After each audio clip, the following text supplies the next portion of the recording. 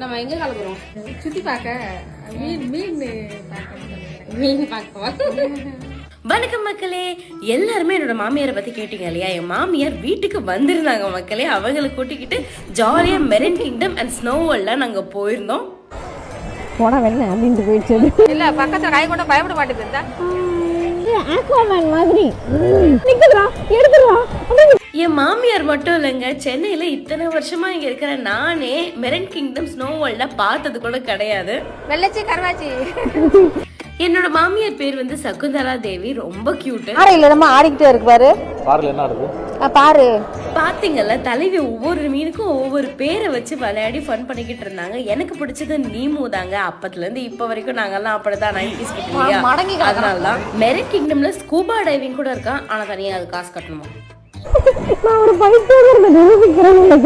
ஃபுல்லா வளைச்சு marine kingdom நாங்க வேடிக்கை பார்த்தோம். அதுல எங்களுக்கு ரொம்ப ரொம்ப பிடிச்சது என்னன்னு பாத்தீங்கன்னா இதுதாங்க.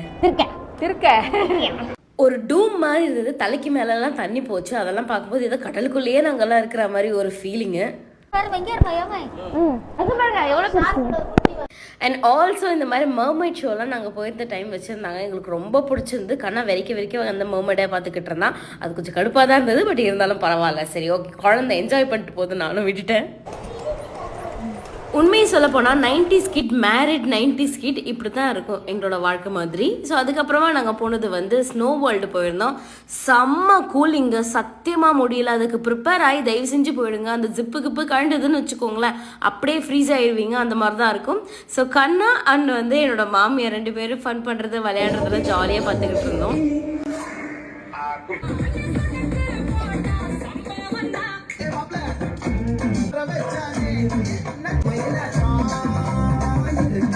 என்னோட மாமியார் எப்படின்னு பார்த்தீங்கன்னா, நானும் கண்ணாவும் சந்தோஷமா இருக்கிறத பார்த்து சந்தோஷப்படக்கூடிய ஒரு அழகான உள்ளம் அப்படின்னு சொல்லலாம்.